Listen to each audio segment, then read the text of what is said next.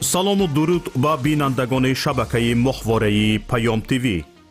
бо дархости зиёди шумо бинандагон дар ин навор бароятон омӯзиш медиҳем ки чӣ гуна бояд ба шабакаи моҳвораии мо пайваст шуд. барои ин харидани мавҷгири нав лозим нест ва танҳо бо пайваст кардани як сараки мавҷгири LMB ё ҳамон галовкаи иловагӣ метавонед ин корро анҷом диҳед. ин мавҷгири ҳотбёрд аст ки бештари шумо аз он истифода мекунед. нигоҳ кунед. ҳотборди 13 дараҷаӣ ва ин ҳам шабакаи PMC Manutу. бо ҳамин мавҷгир шумо метавонед ба моҳвораи Eutelsat пайваст шавед. барои ин як дона сараки мавҷгирӣ лозим дорем, як дона дастақайчӣ ва як дона хамут. дастақайчиро бо хамут рӯи сараки мавҷгирии ҳотборд мечаспонем. симро бо LMB Eutelsat пайваст ва сипас танзим мекунем.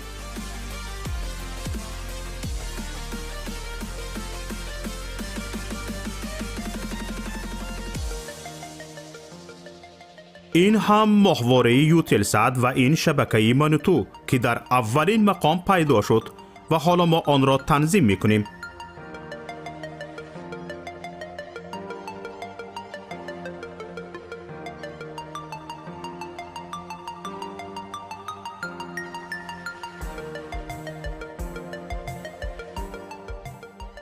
инак моҳвораи Eutelsat танзим шуд ва чуноне ки мебинед фосила байни ҳарду сараки мавҷгирӣ хеле кам аст.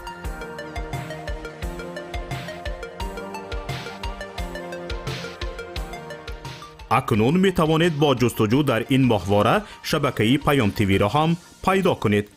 чуноне ки мушоҳида кардед, заҳмати зиёде сарф нашуд ва пайвастанаш ҳам бисёр осон аст. акнун ки ёд гирифтед, ҳар як аз шумо метавонед аз таҷрибаи пайвастан ба шабакаи мо як навор сабт намоед ва ба мо ирсол кунед. беҳтарин навор ба ҷои ин навори мо ҳамчун навори омӯзишӣ истифода хоҳад шуд. мо метавонем барои бехатарӣ садои шуморо иваз кунем. бо мо бошед ва барномаҳои Паём ТВ-ро пайгирӣ намоед. нишонии мо дар моҳвораи Eutelsat. моҳвора Eutelsat 7B، мавқеият 7 дараҷаи шарқӣ، фреконс 11262, суръати нишонӣ 27500، поляризатсия HFEC 5/6.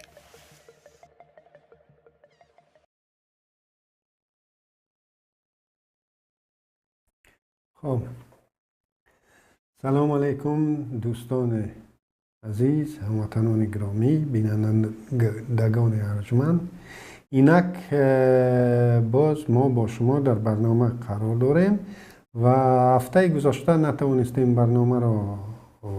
برگزار کنیم چون همایش سالانه پیمان ملی تاجیکستان بود و ما در آن بند بودیم، از این خاطر برنامه برگزار نشد. و خبر اولین هفته که ما در اون رو باید قید کنیم این از روز استقلال جمهوری تاجیکستان و همایش سالانه پیمان ملی تاجیکستان بود که گزارش مفصل از این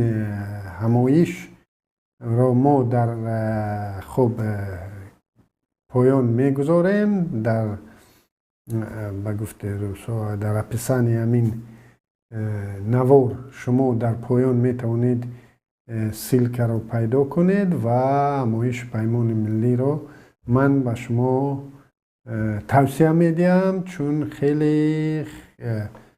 خیلی جالب گذشت همایش سالانه پیمان، مخصوصا میز گردی بعد از همایش پیمان ملی تاجیکستان که میز گرد برگزار شد خیلی جالب و خاطرمان بود و شما دعوت میکنم که از این همایش از این خب تماشا کنید و لذت برید و البته که از منفعت خالی هم نیست برای هر یک شما اطلاع پیدا کردن در باره روندهای سیاسی جامعه و در باره برنامه من بعد پیمان ملی تاجیکستان خیلی به مورد است که این برنامه رو تماشا کرده باشه. یادآور می شویم که همین الان ما در پخش مستقیم در کانال یوتیوبی پیمان ملی تاجیکستان قرار داریم و همزمان در شبکه ماهواره‌ای پیام تیوی که در تاجیکستان و سایر کشورهای همجوار تاجیکستان پخش می شود رفته ایستادیم و باید قید کرد که چند پیش هجوم نوبتی خاکری یا هجوم نوبتی مقامات تاجیکستان به ماهواره ما صورت گرفت و این هر دو و علاوه بر این بعد از همایش پیمان ملی تاجیکستان از ولایت مختار کوهستان بدخشان خبر یافتیم که یک هیئت از وزارت از کمیته دولتی امنیت ملی تاجیکستان در بدخشان و شاید در دیگر نقاط کشور هم باشد اداره به اداره کارخانه به کارخانه گشته از آن نگرانی میکنند که مردم زیاد به کانال های پیمان ملی تاجیکستان و نزدیک به آن و دیگر مخالفین تاجیک میل تماشای آن را دارند و فشار آوردن که مردم اونجا لایک میگذارند، تماشا میکنند، آن را هم رسانه‌ای میکنند و این هر دو حالت فال نیکی است. یعنی ما با دل مردم با راه یافته ایستادیم و تعداد جانبداران ما رو به افزایش دارند و باز یک بار دیگر یادرس میکنم به اونایی که حاضر ما رو تماشا در پخش مستقیم دارند و اونایی که بعداً ما رو تماشا میکنند دعوت میکنیم که به کانال پیمان ملی تاجیکستان ابونه شوید و هر یک برنامه ما را پسند کنید تا ما در تاپ خوب یوتیوب قرار بگیریم و تعداد بیشتری هموطنان ما از برنامه ما درک یابند و با همین راه ما میتوانیم قدم به آزادی هر یک ما و شما قدم استوارتر گذاریم. خب چون روزنامه‌نگاران تاجیک چه در داخل و چه در خارج کشور طول چند شاید یک ماه می شود که سرگرم جهاد هستند و خب می خواهند که مسئله های خیلی گلوبالی تر رو مطرح کنند و از آن پیگیری کنند. ما دیگر مجبور هستیم که ما غیر اختصاصا ما غیر متخصصا مجبور هستیم که شما را به مسئله های مبرم کشور برگردانیم که آن به واسطه به هر یک ما و شما دخل دارد و بنده باز خب یک فهرستی خب رویدادهای را جدا کردم که از نگاه خود من اونها قابل توجه شهروندان ما باید باشند و اونها ما را به پرابلم های داخلی کشور برمیگردانند و این پرابلم های داخلی کشور برای شهروندان جمهوری تاجیکستان مهمتر از همه. بله ما هم خب نگران برادران هم دین هم ملت هم زبان خود در تمام نقاط دنیا هستیم، ولی پرابلم هایی که ما اونها رو می توانیم یک نوع در حال اون سهم گذار باشیم، این پرابلم هایی هستند که در دایره وکالت ها در دایره حدود دولت ما هستند و در دایره وکالت های صلاحیت های ما و شما همچون شهروند جمهوری تاجیکستان هستند و اون برمیگردانیم. و یکی از خبرهای خیلی خیلی چی بگویم بعدی که این هفته ما از رسانه ها دریافتیم، این در خوجند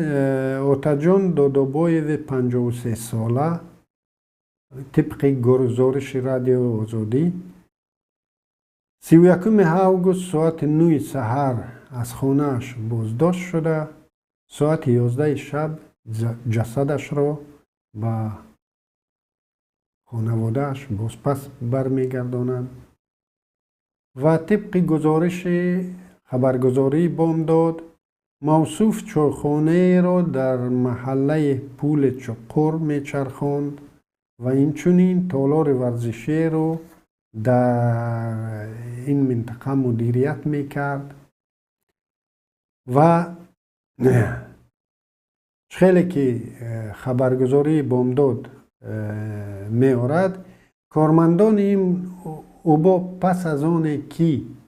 این شهروند، این صاحب کار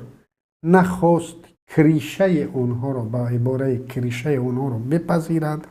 یعنی از کریشه اونها به گفته اونها اتکاس کرد، نخواست به اونها دولت یاد تا اونها این را کریشه شوند.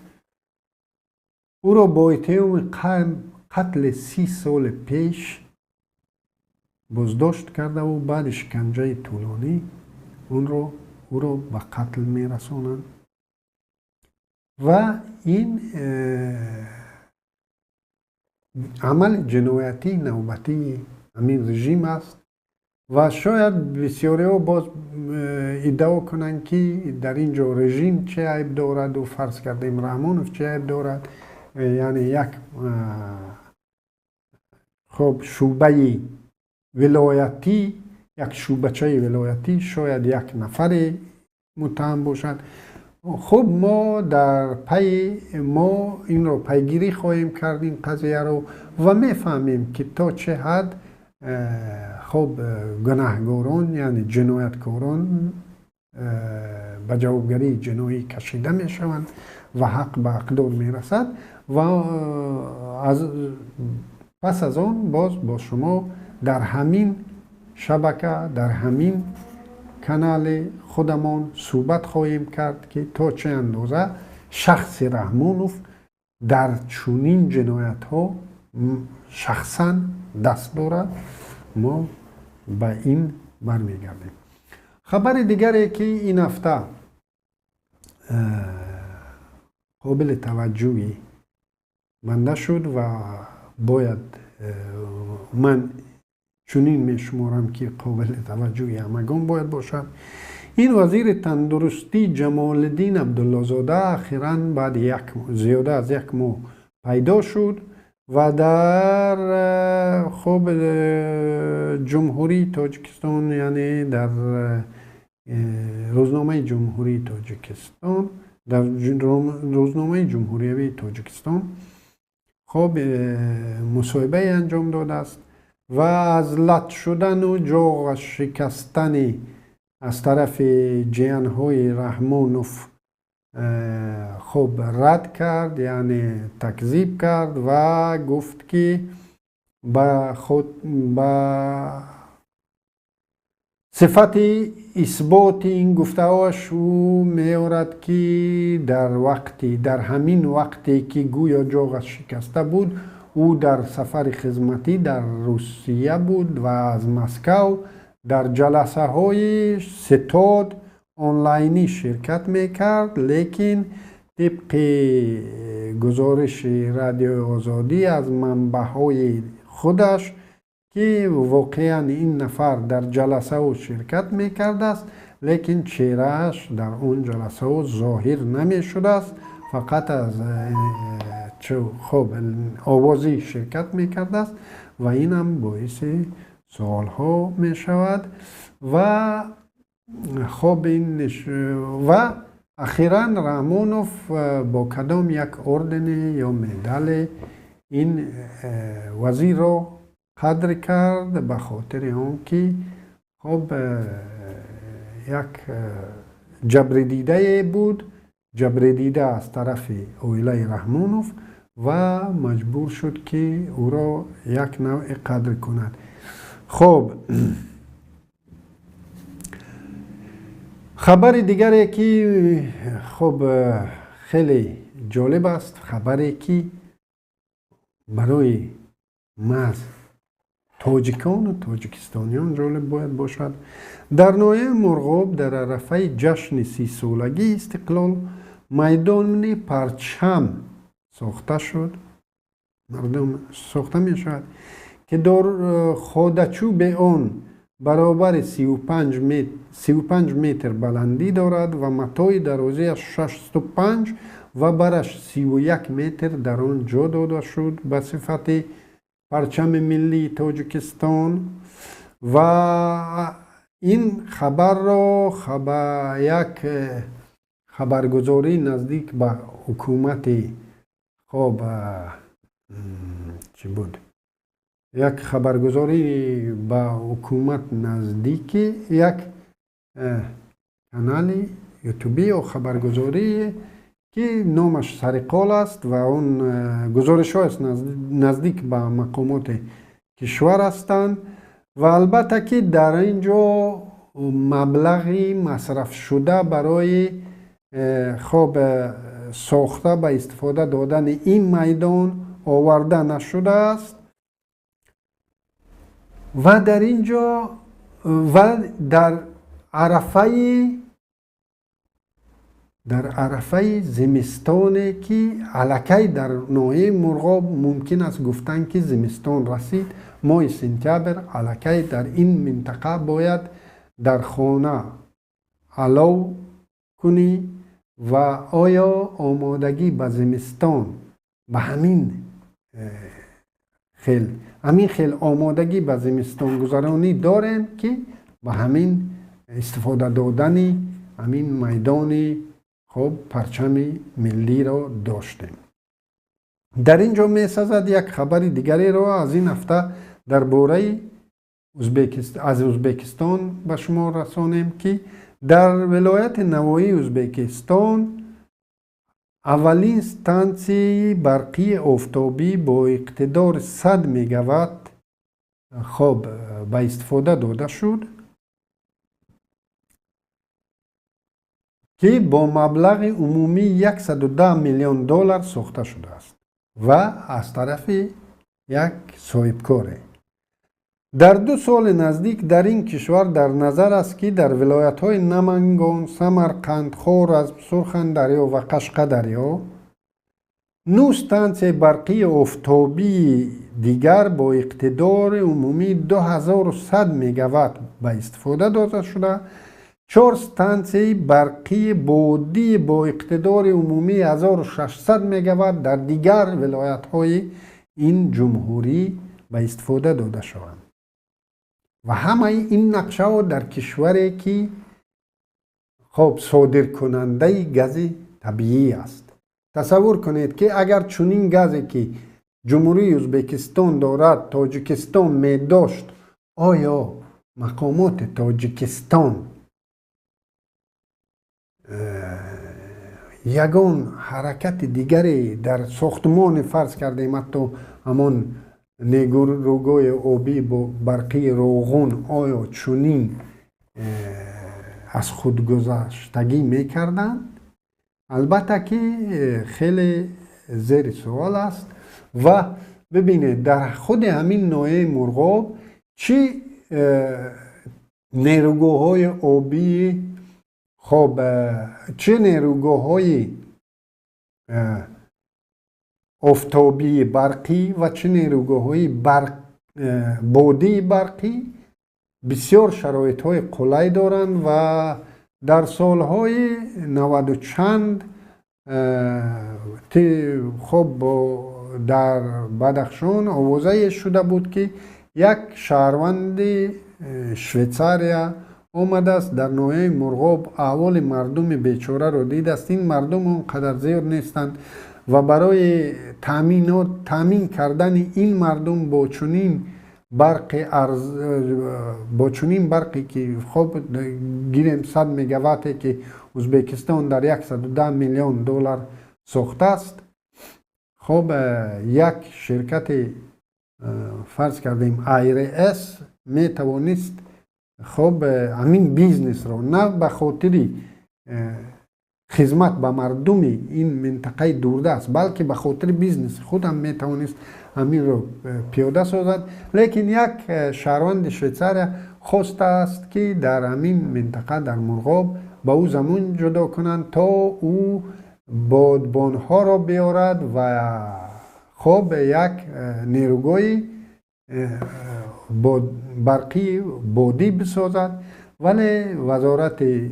کدام وزارت به فکرم خب چی میگن صناعت از او 1 میلیون دلار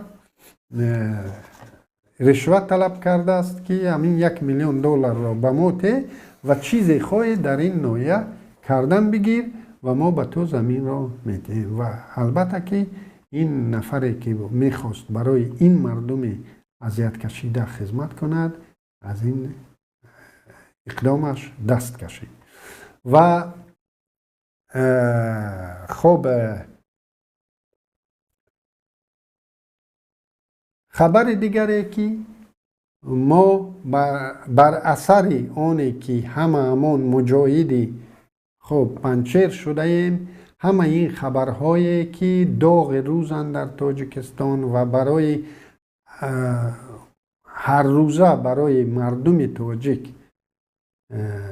ضرر خود را می رسانند و ما هم در عرفه زمستان گذرانی هستیم و به مراتب بالا رفتن نرخ سوزشواری. البته که زمستان خیلی وزنین را در پیش خواهیم داشت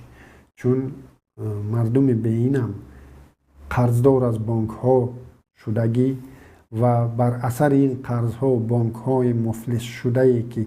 2 بانک از بین رفت و بانک های دیگر هم تقریبا در چنین وضعیت قرار دارند. ما امروز میویم و منپولیایی که از طرف اویله رحمانوف در بالای مردم خب همین ظلم رو پیش آوردند، ما آمده ایم و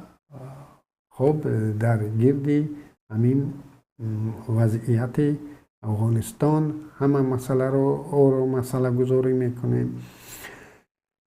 هفته گذشته راکرای تاکسی های فرمایشی در دوشنبه، رخش تاکسی و آزیان اکسپرس و دیگر تاکسی ها رسما قیمت شد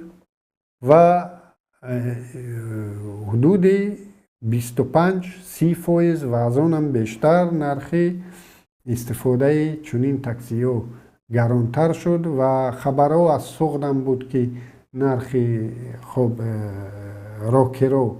گران شده است و این به خاطر بالا رفتن نرخ گاز مایع بود و دفعه گذشته در برنامه گذشته ما درباره بالا رفتن و سببای بالا رفتن نرخ گاز مایع سخن کرده بودیم و البته که اینجا اگر یک قسمی شاید حدود 10-20% اگر سببگار بالا روی نرخ در بازارهای خب صادراتی یعنی در خود قزاقستان و روسیه باشد، از طرف دیگر انحصاری بودن این بازار از طرف اویله رحمانوف است که باعث می شود که ما مجبور شویم که امروز همه شهروندان تاجیکستان مجبورند که راکرای بیشتری را پرداخت کنند و هزینه های بیشتری را برای راکرا مصرف کنند و امروز حاصلخوانداری تیرمایی است در تمام خواجگی و البته که با چنین نرخ ها خب دهقانان ما در بازارهای منطقه رقابت پذیر نخواهند بود چون با چنین نرخ ارزش اصلی محصولات کشاورزی به مراتب بالا می رود و در بازارهای فرض کردیم روسیه و دیگر قزاقستان و دیگر منطقه ها ما رقابت پذیر نخواهیم شد و مجبور می شود دهقان ما که محصولات خود را در داخل خود تاجیکستان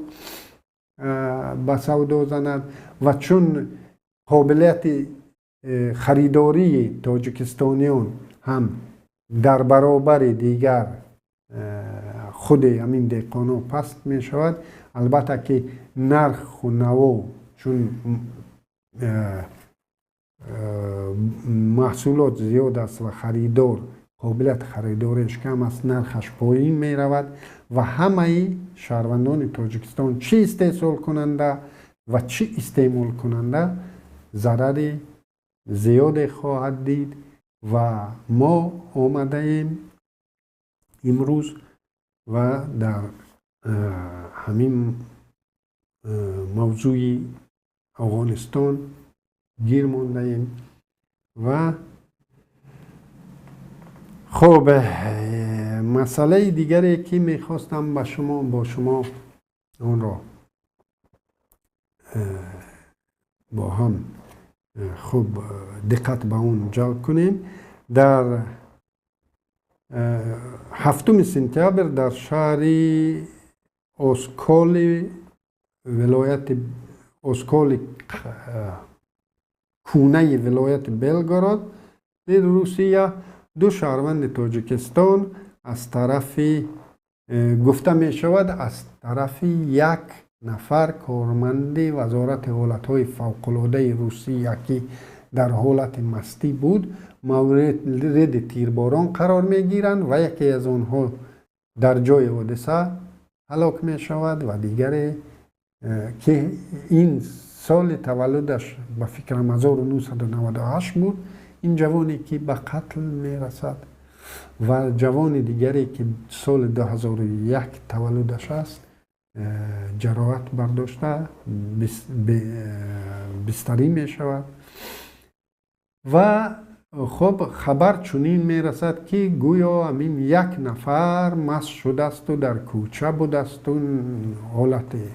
معین نیست، لیکن طبق گزارشی که آمده است اینها یک گروه کارمندان وزارت حالت فوق‌العاده که همه‌شان سرخوش بودند می آیند و به این برادران ما کدام دعوای میکنند قطعیشون، کدام اعتراض نسبت پوستشون میکنند یا نسبت وجودشون در روسیه و مورد حمله قرار میگیرند و اینا که جوانان با غیرت بودند جواب میتیند، یعنی قرض بالاشون نمیمانند، یعنی تن نمیدیند و اونا که میبینند قوهشون نمیرسد میروند و از سلاح استفاده میبرند و این شهروندان تاجیکستان مورد حمله قرار میگیرند و یکی از آنها که خیلی خیلی جوان است متاسفانه جان میدهد و متاسفانه از طرف یگان مقامات تاجیکستان یگان اعتراض نسبت این عمل شنیده نشد و طلب به طرف روسیه نشد که این قضیه را خوب منصفانه پیگیری کنند و گناهگاران را به جوابگری جنایی کشند. و خب یک خبر دیگر، اون چیزی که در پیش از آن که خبر دیگر رو بگویم باز یک بار یادرس شما میکنم که همین الان ما در پخش مستقیم در کانال یوتیوبی پیمان ملی تاجیکستان قرار داریم و این برنامه ما همزمان در کانال ماورایی پیام تیوی پخش می شود و این پیام تیوی رو شما می توانید با چخیلی که در رکلام پیش از برنامه شما دیدید و در آخر برنامه نیز این رکلام را می گذاریم، یعنی شما می توانید با خریدن یک گلافکه همون تلویزیونی در کنار همون کانالی که عادتا شما همه تاجیکستانیان اون رو تماشا دارید و در آن فرض کنید کانال های افغانستانی به مانند طلوع نیوز و دیگرها هستند، انا در همان انتنا شما یک گلوفه دیگر رو نصب میکنید و ما رو به آسانی پیدا میکنید و ما میدانیم که در تاجیکستان چقدر گران است اینترنت، نرخ اینترنت. شما میتوانید راحت از ماوره ما رو پیدا کنید و ما در خدمت شما هر روز و هر ساعت 24 ساعت در شبانه روزی در خدمت شماییم و در نوبت خود ما هم سعی میکنیم که شاید با فریکوانسی دسترسی پیدا کنیم که در قلمرو تاجیکستان خیلی معمول تر باشد، لیکن الان که در همین فریکوانس هستیم شما می توانید اون چیزی که در رکلام است از آن استفاده برید و ما رو در کانال ماورایی پیگیری کنید. خب یک خبر دیگری که است، اون خبر از افغانستان است. البته که این هفته ها ما هم نمیتوانیم کلا این مسئله افغانستان رو صرف نظر کنیم. شیخ مولوی نورالله منیر وزیر معارف طالبان در یک جلسه در افغانستان گفته است که در حکومت طالبان دیپلم و درجه ماجستری و دکتری دیگر ارزش ندارد. او گفته است که طالبان این دیپلم ها را ندارند ولی از همه بالاترند. خب این که طالب است و این که ما از طالب توقع بیشتری از این گفتش نداشتیم و نداریم، لیکن بیاید قضاوت کنیم که این طالبه که خب 30 سال بجز جنگ 40 سال بجز جنگ هیچ چیز را ندیده است و بجز قتل مردم به چیز دیگر مشغول نبوده است. البته که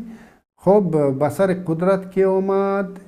دیگر برای این دکتری و ماجستری و دیپلم دیگر ارزش ندارد.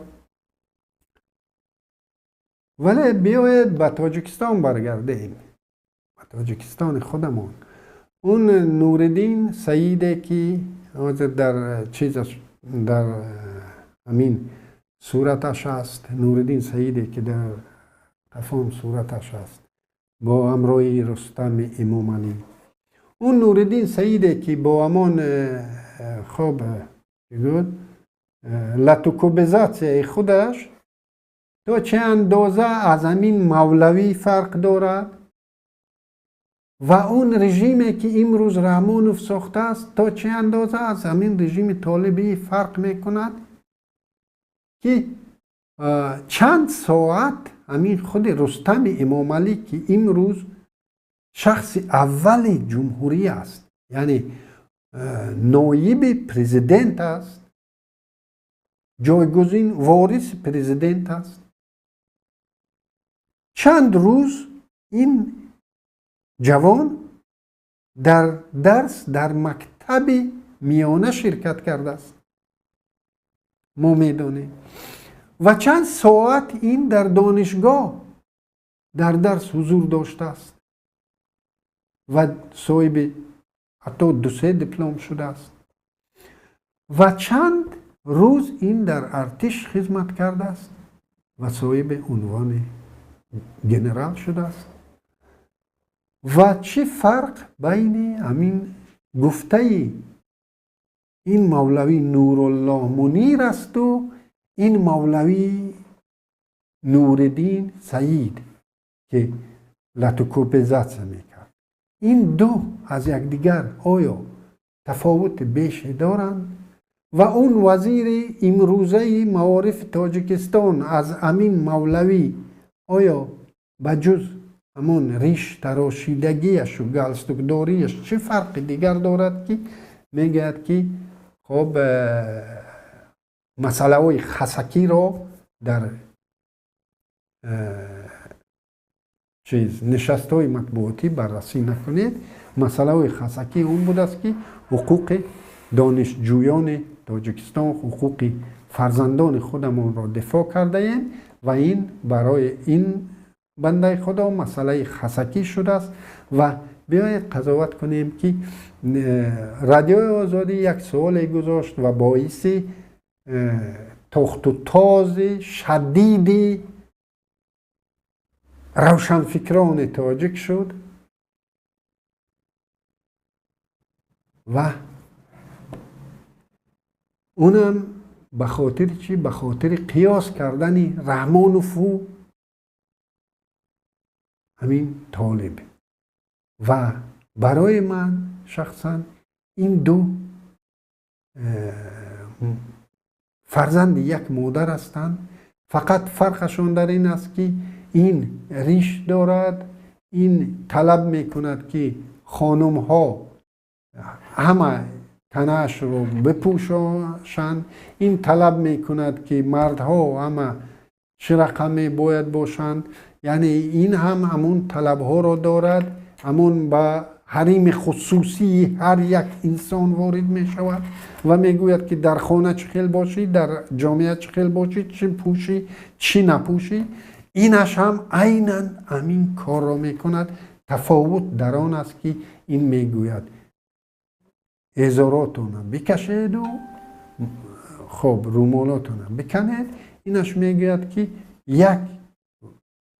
میلیمتر جسم شما باید نمودار نباشد و هر دوش همون یک رژیم را تلقین میکنند، هر دوش محدودیت را در اون کار وارد میکنند که کار اینها نیست. هر دوشان باز مشکل هر دوشان باز اساساً مادران و خواهران ما هستند، چی از رحمانوف و چی از امین مولوی ها. مشکل اساسیشان مادرها و خواهرای ما هستند. از اینا اونها باید در خانه بشینند، بیرون نروند، دیگر نکنند. از اینا اونها باید همه بایدها نسبت همین مادرای و خواهرای ما است و من شخصا یگان فرقیتی را در بین این دو گروه نمی بینم. هر دو گروه برای من، از هر دو گروه من نفرت دارم، متنفرم و اینها برادرهای فرزندهای یک مادرند و اون مادر چه است؟ اون مادر چی بگویم استبداد نامش، مادری که نامش استبداد است، هر دوش مستبد هستند. خب اخیراً یک خبری آخرانه که امروز من میخوام با شما بررسی کنم، این خبری است که خب طالبان در افغانستان زنهای خود را به تظاهرات برآوردند. خیلی جالب است. در مقابل تظاهرات خانم‌های آزادیخواه افغان، طالبان تظاهرات جوابی زنان خود را خب تشکیل کردند. طالبانی که کمترین حق را برای زنان قائل نیستند و ادعا دارند که یگان خانم، یگان مادر، یگان خواهر به گفت ما تاجیکا سپروژدین مردک بیرون نبراید، یعنی به همراهی یک مرد خانه بیرون نآید. از چی سبب؟ ما را اطمینان دادنی، ما را مطمئن کردنی که این زنان طالبان با اختیار خودشان به کوچه ها به سپروژدین مردک برآمدگیند و اعتراض کردند. یعنی اعتراض بر ضد اون خانم ها، اون خواهرایی که برای آزادی شهروندی خود برآمدند، اعتراض کردند که ما همین خیل میخواهیم. رژیم طالبان برای خوشبختی ما است. رژیم طالبان و پوشش، همین پوشش را جانبداری میکنیم و این مانند به همون زنکایی که در تاجیکستان کمیته دولت امنیت ملی و وزارت کارهای داخلی اونا رو تشکیل کردند و در نزد خب اداره حزب سوسیال دموکرات، در نزد نهضت اسلام تظاهرات میکردند. ثانی بعد از بیرون رفتن نهضت اسلام و بعد از قریب از بین بردن حزب سوسیال دموکرات، اونها می آمدند به دفترهای سازمان امنیت و همکاری در اروپا، سازمان ملل متحد و اونجا تظاهرات میکردند. تظاهرات تشکیل شده از طرف مقامات، عیناً همین خیل تظاهرات را طالبان تشکیل کردند. یعنی زنان طالبان گویا که به و یا چند زنی دارند، شاید 4 زنی داشته باشند. اگر هر یک طالب هر 4 زن رو زن او، یعنی اختیاری به پرسیدن شویش طاقه به یگان مرد به بیرون به کوچه برآمده است و تظاهرات کرده است که ما همین خیل میخواهیم، ما همین رژیم میخواهیم، ما چه خیل برآمدیم به کوچه، این یک خدا میداند و ما خودمان که با همین شوهرهای ما اجازت به مردم، به زنای مردم اجازت نمیدهند که اونها بیرون برآیند به مردک که خانه، خودشان بیرون برآمدند و طلب دارند که همین یعنی همین رژیم، همین طلبات قانونی است و این باید جاری باشد. البته که اینجا منطق کلا از بین می رود، ولی یک در همه همین کار یک چیز امیدوار کننده است، بسیار امیدوار کننده. بله، بسیاری ها میگن که امریکا طول 20 سال در افغانستان بود و موفق نشد و همین قدر مبلغ رو مصرف کرد و در 2 روز، در 2 هفته همون ارتش افغانستان تمام افغانستان را تسلیم کرد. بله درست است. بله خزینه های کلان را امریکا در اینجا خب چیز کرد، مصرف کرد. لیکن ببینید اون 20 ساله که امریکا در اینجا بود در نرفت. همین 20 سال اشتراک امریکایی ها بود که افغانستان دیگر به گفت فرهاد دریا امان افغانستان نیست، افغان دیگر امان افغان نیست.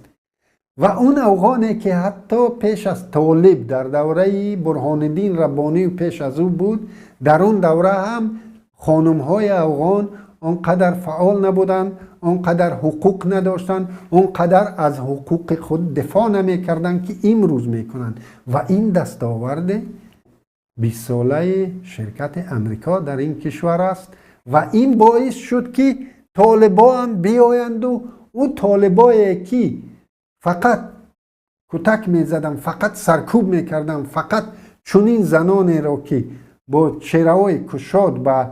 تظاهرات برآمدن، طالب 96 اونا را فقط سنگسار میکرد، فقط اونا را قمچی میزد و شوهرانش را به خاطر اونایی که اونها به بیرون برآمدن تظاهر کردن، شوهرهاشان را سر میبریدن. او طالب آمده است و مجبور شده است در مقابل این خانم ها زنهای خود را برخلاف برداشت های خود، برخلاف ارزش های خود مجبور کند که به میدان برآیند و این بسیار خوشحال کننده است و این نشانگر آن است که خب مردم، حتی مردم افغانستان، حتی خانم های افغانستان در مقابل چونین اهریمنی که او را در دنیا از اهریمنم بدتر کرده ایم، طالب جرأت دارند که به کوچه ها برایند و طالب مجبور شود که زن خود را به کوچه برارد. ولی در تاجیکستان امروز زیایان ما یگانه لیاقتی که دارند درباره دولت‌های سیوم و چهارم اعتراضا میکنند و از رحمانوف به خاطر یک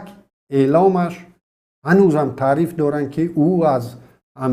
ملتان خود در افغانستان جانبداری کرد. ولی این رحمانوف چی جانبداری کرد؟ مرز را بر روی پناهندگان افغان بست است. نمیتواند که با سازمان ملل متحد و با دیگر سازمانهای بین الخلقی هنوز نشنیده ایم که رحمانوف پیش طلب کرده باشد که برای مردم اذیت کشیده پنجشیر که در محاصره اقتصادی اطلاعاتی قرار دارند به آنها یک یاری بشردوستانه رسانده شود از طریق هلال احمر، از طریق دیگر سازمان های بین المللی. یعنی پیشنهاد جانب تاجیکستان را نشنیده ایم که به خاطر مردم پنجشیر که نه فقط بر اثر محاصره اقتصادی بلکه بر اثر همین به سر قدرت آمدن طالب تمام مردم افغانستان امروز محتاج به یاری بشردوستانه است، یاری به غذا است. لیکن مردم پنجشیر ده چند دیگر افغان ها نیاز به یاری غذایی دارد و یک دولت در دنیا هنوز پیدا نشده است که این مسئله را در سازمان ملل بردارد. و اگر دولت با نام تاجیکستان وجود داشته باشد و او دولت واقعا دولت تاجیکان باشد، اولین دولت باید باشد که این مسئله را در سطح بین المللی بردارد. و سیوم خود همین رحمانوف باید به سازمان ملل متحد به واسطه مراجعت کند، چون که مراجعت من و شما همچون جامعه مدنی به سازمان ملل شاید شنیده نشود، لیکن عضو رسمی این سازمان اگر مراجعت رسمی کند و مسئله افغانستان را به شورای عالی، به شورای امنیت سازمان ملل برد، شاید یگان پیشروی در این مسئله شود. لیکن بجز یک اعلان و بستن مرز بر روی هموطنان خود، بر روی هم ملتان خود که در خطر جان قرار دارند، این البته که بیش از شعور پرتویی این هیچی نیست و با چشم خاکپاشی این بیش نیست. و من دفعه سیوم است، برنامه سیوم است که میگم که با مسئله داخلی تاجیکستان متمرکز شویم، مسئله داخلی تاجیکستان را بررسی کنیم، لیکن با مسئله افغانستان بر اثر آن برمیگردم که شهروندان تاجیکستان، زیایان تاجیکستان همه این مسئله ها را یک سو گذاشتن. مسئله های داخلی تاجیکستان، پرابلم های داخلی تاجیکستان، پرابلم های تاجیکستان را نمیبینیم و همه چسبیده ایم به پرابلم افغانستان. و البته دل همه ما و این مردم میسوزد. البته که ما هممون خواهیم نخواهیم از این مردم از قسمت این مردم به تفاوت نیستیم، لیکن از دستمون آیا از دستمون یگان کار حاصل است در این درگیری که دنیا خرسند نیست به سر قدرت آمدن طالبان، لیکن دنیایی که خب دیگر از دستش چیزی نه آمد مجبور شد که این واقعیت رو بپذیرد و به حل پرابلم های روزمره ملت ها و مردم خود دست به کار است. لیکن مردم تاجیکستان، آزاداندیشان تاجیک، زیایان تاجیک امروز تمام کارهای داخلی تاجیکستان رو رها کردند و آمدند به اونی که فقط شعور پرتایی اونجا میتوانید شما کردند و به جز شعور پرتایی شما یگان قدم پیش نرفته اید. شما از دولت خود طلب نتوانستید کردن که همین طلب ها رو، یعنی همین از ملت خود، از مردم جبر دیده افغان دفاع کنند. شما طلب دارید که در نزد سفارتخانه پاکستان تظاهرات شود، در حالی که شما می توانستید در نزد سفارتخانه خود تاجیکستان تظاهرات کنید و از تاجیکستان طلب کنید که مسئله رو به شورای امنیت سازمان ملل برد و فعال باشد در این حمایت کردنی. اگر شما اینقدر در این مسئله درگیرید، لیکن اگر فقط شعور پرتایی کنیم، ما مسئله افغانستان رو حل نمی کنیم و تاجیکستان رو که در خیلی تعدید دارد که تاجیکستان خیلی خطر است که تاجیکستان به افغانستان دیگر تبدیل شود با همین سیاست پیش گرفته جناب اولیتان. اگر همین سیاستی که رحمانوف پیش گرفته است چند سال دیگر دوام کند، ما افغانستان دیگری میشویم. ما این را گذاشتیم، رها کردیم و آمدیم به افغانستانی که امروز خب بدبختانه یک گروه تروریستی اونجا سر قدرت آمد و تقریبا جهان این را پذیرفته نیست و ما به جای اون که بیاییم دولت خود را از این خطر ایمن داریم، از این خطر نه، خطر طالبان به ما ندارند، طالب به ما خطر ندارد، در ما طالب تولید می شود. با همین سیاستی که ما داریم، با همین بی‌طرفی که ما داریم نسبت قسمت ملت خود، نسبت قسمت دولت خود، ما در تاجیکستان طالب تولید میکنیم. باور داشته باشید. اگر چند سال دیگر همین وضعیت تغییر نکند. خب بار دیگر از شما خب دعوت میکنم که به کانال پیمان ملی تاجیکستان عبور نشوید.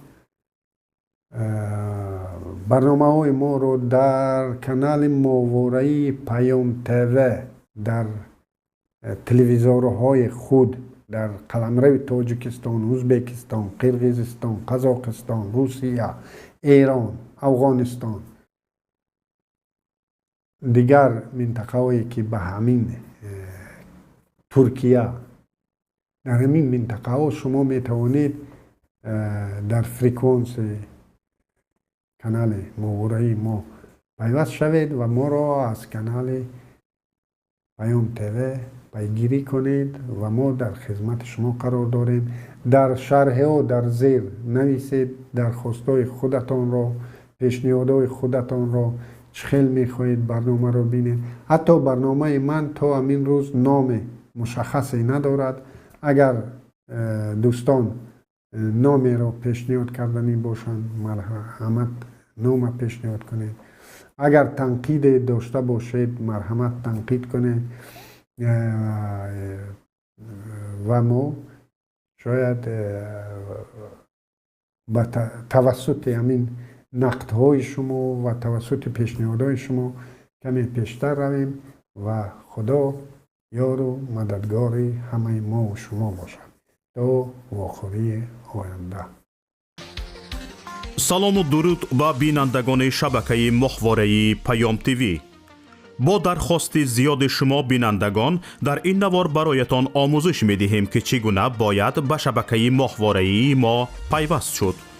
برای این خریدن موجگیری نو لازم نیست و تنها با پیوست کردن یک سرک موجگیری LMB یا همان گلافکه علاوگی می توانید این کار را انجام دهید. این موجگیری هاتبیارد است که بیشتر شما از آن استفاده می کنید. نگاه کنید. هاتبارد 13 درجه‌ای و این هم شبکه PMC منوتو. با همین موجگیر شما می توانید به ماهواره یوتلسات پیوست شوید. برای این یک دانه سرک موجگیری لازم داریم، یک دانه دست قیچی و یک دانه خمود. دست قیچی را با خمود روی سرک موجگیری هاتبارد می چسبانیم. سیم را با LMB یوتلسات پیوست و سپس تنظیم می کنیم.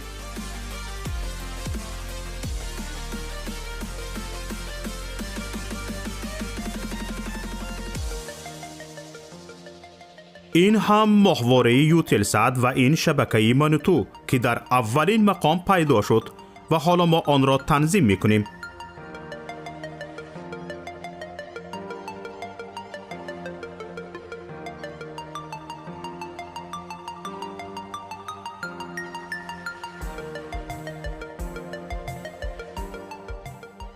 اینک ماهواره یوتلسات تنظیم شد و چنانی که میبینید فاصله بین هر دو سرک موجگیری خیلی کم است.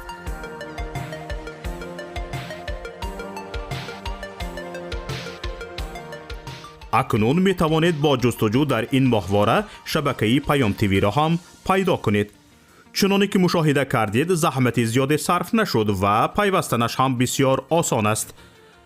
اکنون که یاد گرفتید هر یک از شما می توانید از تجربه پیوستن به شبکه ما یک نوار ثبت نمایید و به ما ارسال کنید. بهترین نوار به جای این نوار ما همچون نوار آموزشی استفاده خواهد شد. ما می توانیم برای بی‌خطری صدای شما را عوض کنیم. با ما باشید و برنامه های پیام تیوی را پیگیری نمایید. نشانی ما در ماهواره یوتلسات. ماهواره یوتلسات 7B، موقعیت 7 درجه شرقی، فریکانس 11262، سرعت نشانی 27500، پولاریزاسیا HFEC 5:6.